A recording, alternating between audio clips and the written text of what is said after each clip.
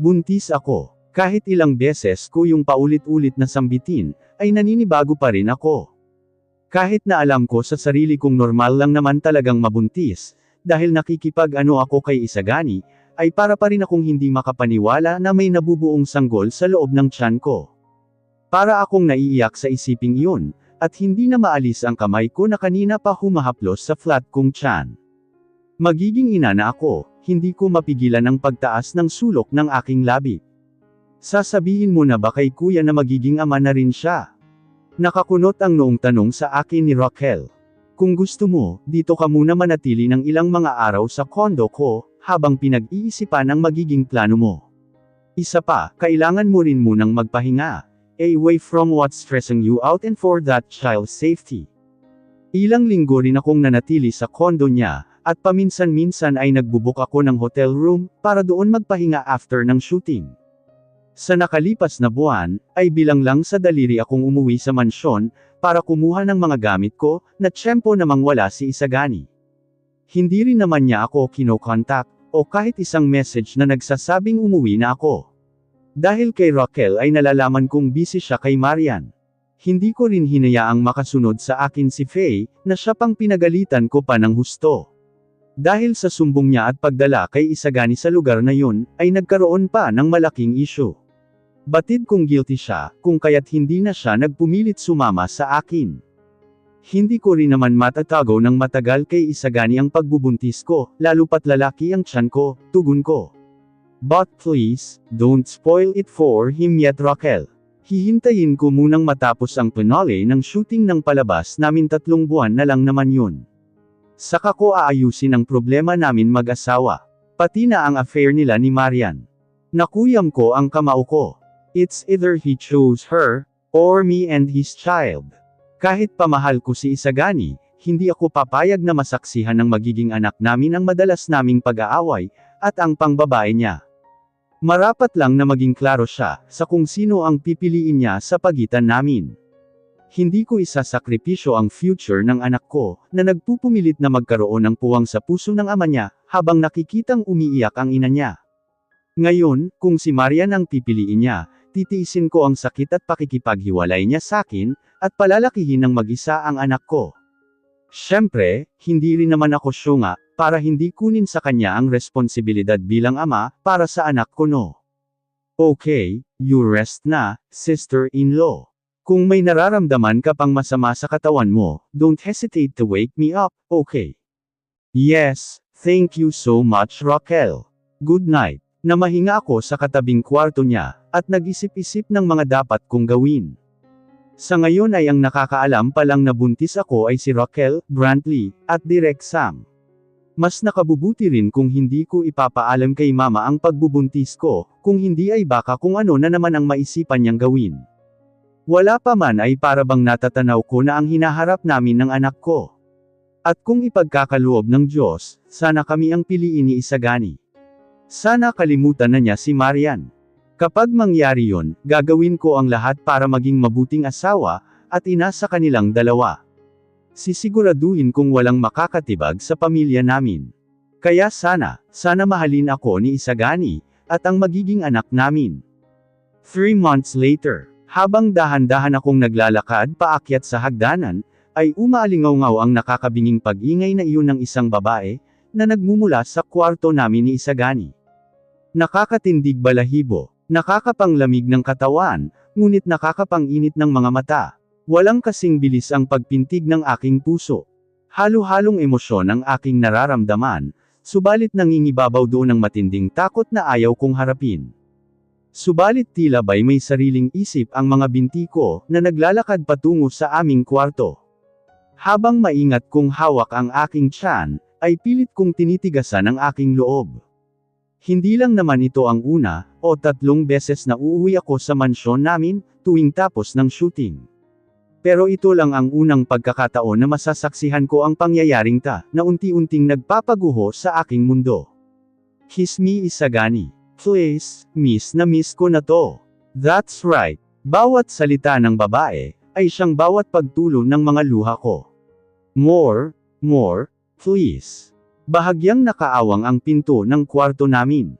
Labis mang nanlalabo ang mga mata ko, ay nasaksihan ko na sa wakas ang kahalayang ginagawa nila mismo sa kama, kung saan dapat kaming dalawa lang ni Isagani ang magkasama. Napatikip ako sa aking bibig. Hindi magawang makapag-ingay. Para akong sinasakal, at hindi ko magawang makahinga ng maayos. Hindi panaginip o isang ilusyon, totoo kong nakikitang nakaano ang walang pang-ibabaw na saplot si Isagani, sa babaeng may kapareho ko ng mukha. Walang habas niya itong hinahalikan sa kanyang labi pababa sa kanyang leeg, at doon pa ulit-ulit na humahalik. Si Marian. Napahikbi ako at napaatras. Nanlaki pa ang mga mata ko, at napapidyo ng paghinga nang magtama ang paningin namin ni Marian. Subalit laking gulat ko nang misihan niya ako ng todo. Pumikit siya at kinagat ang ibaba niyang labi.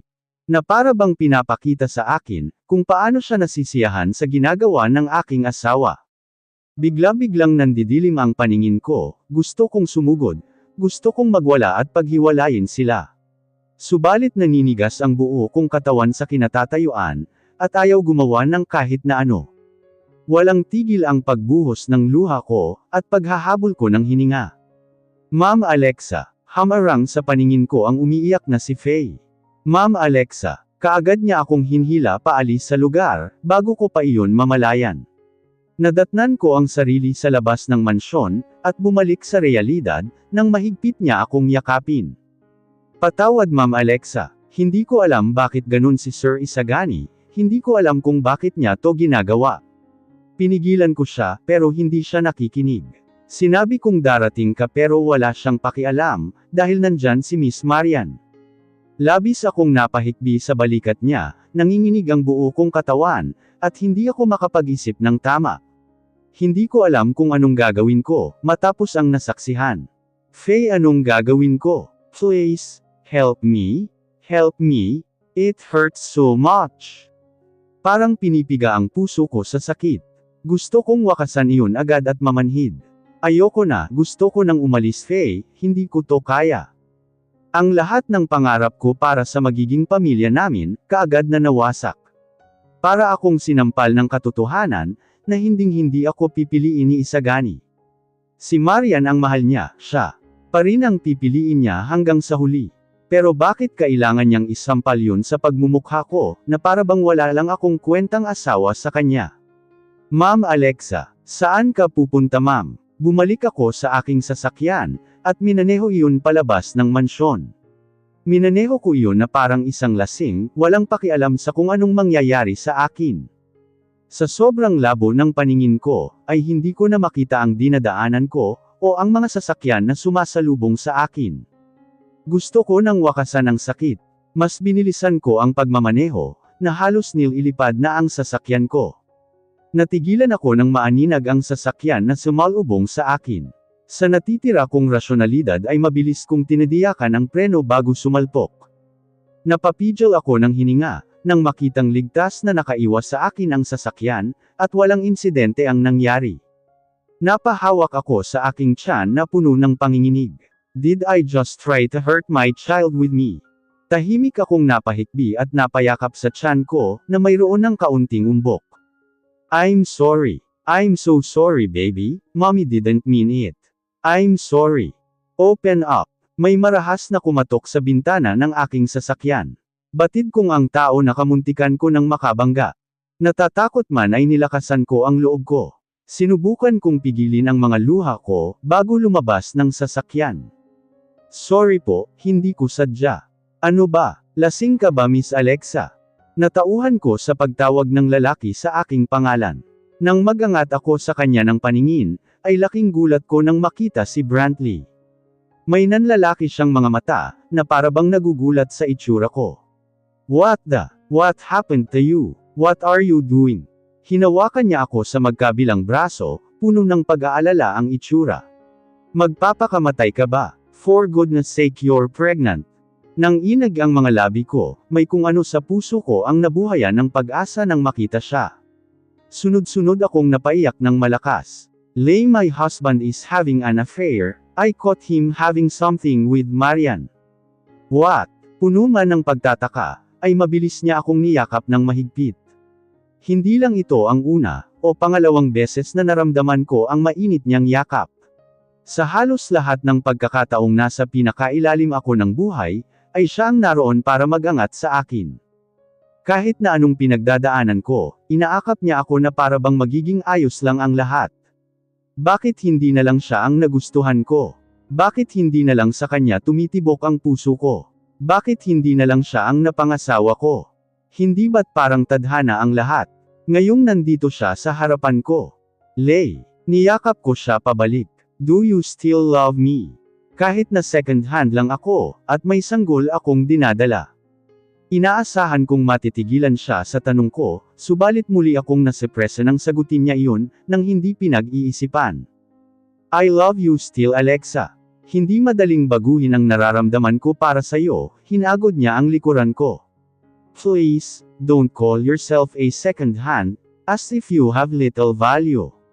I love you for who you are, and I'm willing to be your rebound, until you love me back. Napapikit ako. Lay, I want to love you back. Naramdaman ko ang labis na paghignit ng yakap niya sa akin. Then, please come with me Alexa. We'll leave everything and build a family of our own. Promise me, you'll be with me from now on. I promise. But why? Why did you turn out to be ruthless, Lay? Why did you hurt me more than Isagani did, and leave me to be fed by others like I was of little value? Isagani parked his car in the garage, leaving the key to Kuya Pierre afterwards. Tumingin siya sa screen ng kanyang cellphone, at hindi na siya magtataka kung bakit wala pa ring reply sa kanya ang asawa. Actually, his wife has never replied to his messages, since the day they got married. But it became a habit for him to check his phone to see if she replied, though the ending is the same. Pinaalam niya lang na uuwi siya ngayong gabi, at pinapauwi niya rin ito. He heard from Faye that their shooting for their teleserye finally came to an end. He can now breathe peacefully. There would be no reason for her not to go home, at wala na rin itong magiging dahilan para makasama ang lalaking yun. Nagtungo siya sa kusina, upang tingnan kung nakahain na ang mga putahe panghapunan. His wife always comes home hungry, as if she hasn't eaten for decades. Marapat lang na marami ang nakahain. Pero dahil bago na ang dining table, na ngayon ay mas maliit kumpara noon, ay iilang mga putahe na lamang ang nagkakasya. 4 na upuan na lamang din ang binili niya, nang sa gayon ay wala nang magiging dahilan si Alexa na umupo sa malayo. Nang makontento sa isiping yun, ay umakyat na siya sa kanilang kwarto para magbihis. Subalit nang buksan niya ang kanilang closet, para siya binuhusan ng malamig na tubig. What the? Kaagad na nalukot ang mukha niya, nang makitang wala roon ni isa ang mga damit ni Alexa. Binuksan niya ang mga hunos na pagmamay-ari nito, ngunit walang laman ang mga yun. Panying, Faye. Tinawag niya ang mga personal na alalay ng asawa, habang binubuksan ang ibang mga hunos. Ang mga jewelry na personal niyang binigay sa asawa ay naroon pa, subalit wala ang mismong pagmamay-ari niya. Nagsimulang manlamig ang katawan at paghinga niya. Napahawak siya sa pader, nang makaramdam ng matinding pagkahilo. She can't be. Sanay na siyang paminsanan lamang umuwi si Alexa, simula nang mag-away sila sa unang pagkakataon, half a year ago. Pero madalas din itong umuwi, para kumuha ng iilan niyang gamit kapag nagkataon. But she never once took all of her things. Tsaka bakit naman ito maglalayas? Didn't they already make up for what happened last time? Nanlaki ang mga mata niya sa gulat, nang matitigan ang 2 piraso ng papel na nakapatong sa ibabaw ng kanilang kama. Ang isang papel ay naglalaman ng malaking halaga ng check, at ang isa naman ay ang kanilang marriage contract. His breathing stopped, when he realized what it meant. Faye, he yelled and yelled, while looking at the person responsible for reporting her everything about what's going on with her. What is this? Where is my wife? Pinuntahan niya ang kwarto ni Faye. Subalit ganon na lang din ang gulat niya, nang pati iyon ay walang kalaman laman, at wala rin ang babae sa loob. Ilang beses siyang napakurap, at habol-habol ang hiningang napaatras, no. Nanlalabo ang paningin niya, na isa-isang tinawag ang mga katulong. You're telling me, none of all has seen my wife, nor Faye getting in and out of the house. Are you kidding me right now? Nagkalat ang binasag niyang mga mamahaling gamit sa sahig, sa dulot ng pagwawala na siya namang kinatakot ng mga taong yun. Sir Isagani barado po ang footage ng CCTVs natin. Naiiyak na sumbong ni Panying sa kanya. Ano po bang nangyayari? Nag-away na naman kayo ni Ma'am Alexa. Nawala lang ako ng ilang linggo nagkaganito na. Napatiimbagang siya. Pinagpupunit niya ang malaking halaga ng check na kanyang hawak, at galit na galit yung tinapon kasama ng kanilang marriage contract. It can't be, napasabunot siya sa kanyang buhok. She can never get this amount of money herself. Of course she can, yumeko ang boses ni Raquel sa loob ng mansyon. Nabaling ang atensyon ni Isagani sa paparating na babae. Nabuhayan siya ng loob na sumalubong sa nakababatang kapatid, na ito ring pinakamalapit na kaibigan ng kanyang asawa. Subalit nang magkaharap sila, at akmo niyang tatanungin kung nasaan si Alexa, ay malakas siyang sinampal ni Raquel. Her behavior is irrational and unreasonable, but he didn't pay attention to her. His mind is solely focused on the matter at hand. Sampal ng katotohanan para sa iyo Kuya Isagani, sarkastiko nitong Osek. He frowned, not affected by her slap at all, and even pressed his lips tightly. I know you know where she is right now Raquel. Please tell me. Oh, hindi ko yun alam. Tumawa ito. By the time of their departure, hindi ko na alam kung saan sila pupunta ni Brantley para magsama. Muli siyang parang binuhusan ng nagyayelong tubig, at labis na nanigas sa kinatatayuan. What are you saying Raquel? Sumeryoso ito. You don't deserve someone like Alexa Kuya. She's now finding happiness, and love with someone who treats her 1,000 times better than Kuya. 3 years later, the 5 men who were kneeling on the ground, covered in blood, kept pleading for mercy. But Isagani's eyes were as sharp as a knife, showing mercilessness to the men, who were last seen with Brantley and Alexa a few months ago. Was it hard telling me where you brought her? His voice is deep and hoarse, while fixing the gun on the table.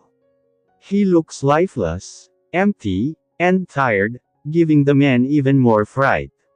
He could actually finish them on the spot, because he has nothing to lose anyway. Bawat araw, buwan at taon na lumilipas, para siya nitong binabaliw ng paulit-ulit. Para siyang linuluko ng mundo, kung kaya't ang pagkakataong to ay hindi niya maaaring palipasin. He has to know where she is, before he finally loses himself. It's either you tell me where she is, or gone with your family. Tinutok niya ang armas sa unang lalaki, at hindi kumukurap iyong pinaputok, dahilan upang bumagsak ito sa semento ng walang buhay. Ang mga lalaki na katabi nitong nakaluhod, ay napasigaw at napadaing sa sobrang takot. Subalit napaasak lamang si Isagani. Ang mga taong kaharap niya, ay di hamak na kriminal at nanakit ng mga inosenteng tao. Kakatawa na takot din silang tapusin, na animoy mga biktima. If you didn't want to end up like him, you better start talking. Ngumisi siya at naupo sa malaking upuan, ng naka-deck 4. He's tired of chasing every trace Brantley and Alexa left. Sa huli ay wala siyang napapala. Hindi sasapat ang mga impormasyong nasisagap niya, kahit na gaano pa kagaling ang mga tauhan niya. It's as if someone is working behind them, clearing their traces and covering all the leaked information about their whereabouts.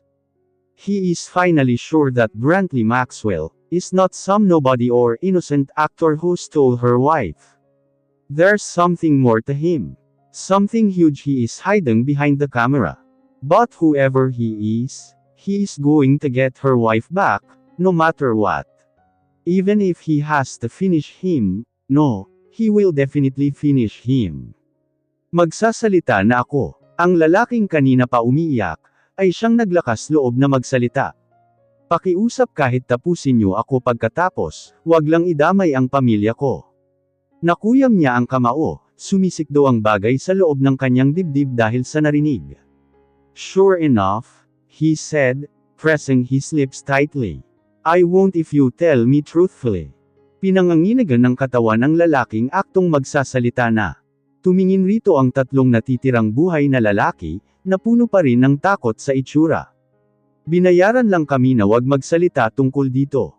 Wala pa rin namang mababago kung sasabihin namin sa iyo o hindi, tatapusin niyo pa rin kami, at ayos lang sakin, basta't hindi dawat ang pamilya namin. Yeah, now, talk.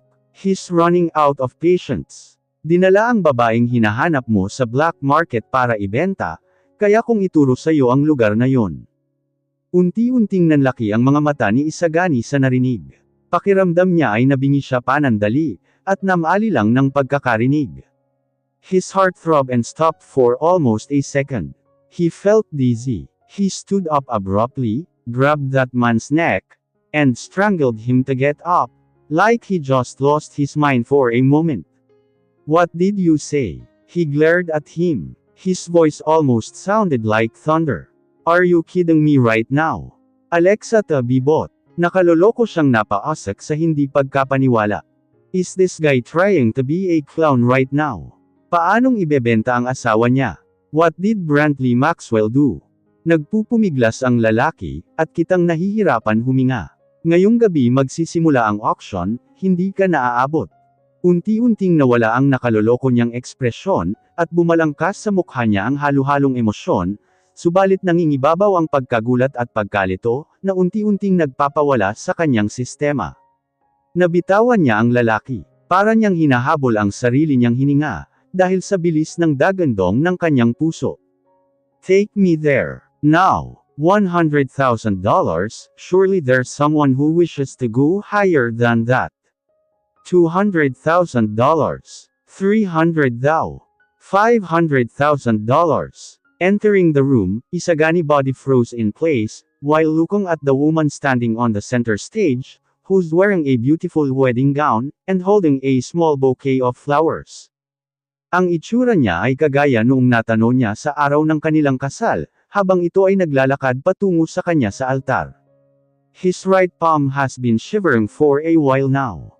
This way sir, please make yourself comfortable. Anang isang serbadero. Naupo siya sa pinakadulo at sentrong upuan, nang halos wala sa realidad. Nararamdaman niya ang parang nilalamutak niyang puso ng paulit-ulit. Alam niyang namanhid na ito noon, pero ngayong nasisilayan niya muli ang asawa sa malayo, ay nanembalik ang pait, nang bigla itong mawala sa piling niya, para lamang sumama sa ibang lalaki. Para siyang sinasakal sa kanyang leeg at hindi makahinga. For 3 years, he whispers as if carrying great hatred. Alexa, his eyes reddened, and were somehow teary. He clenched his fist so hard, that blood started to flow out of his palm. Kasabay niyo ng alaala niya, nang isang araw ay bumalik siya sa kanilang mansyon, na wala na ang mga gamit ni Alexa sa kanilang kwarto. Ang pagpanik niya noon, ang pagiging desperado niya na makontak ang asawa, at ang kakaibang takot na unti-unting lumalamon sa kanya.